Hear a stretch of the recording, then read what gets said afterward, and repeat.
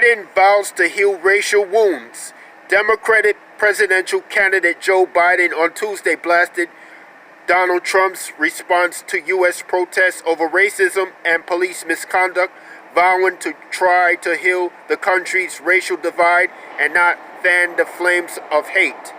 Speaking in Philadelphia, a city rocked by sometimes violent demonstrations in recent days, the former vice president sought to draw a vivid contrast between himself and Trump, whom he will face in the November 3rd general election.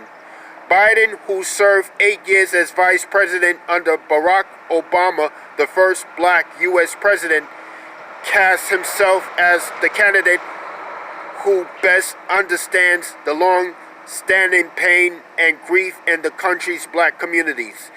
He said the killing of George Floyd, the African-American man who died at the hands of Minneapolis police last week, was a wake-up call for the nation that must force it to address the strain of systemic racism.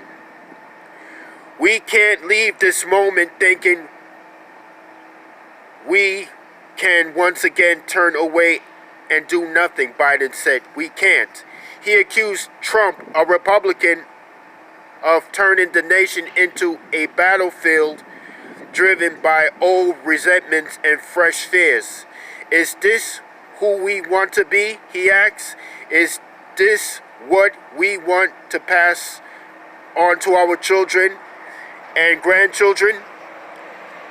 Fear, anger, finger-pointing, rather than the pursuit of happiness, incompetence and anxiety, self-absorption, selfishness.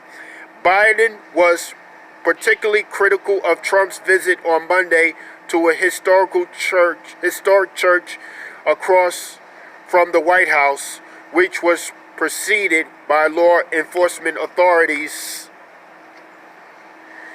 dispersing a crowd near the church with smoke canisters and flash grenades.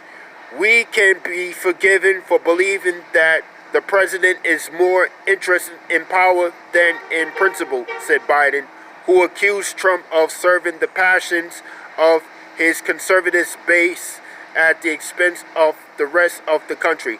Biden pledged he would not traffic fear or division.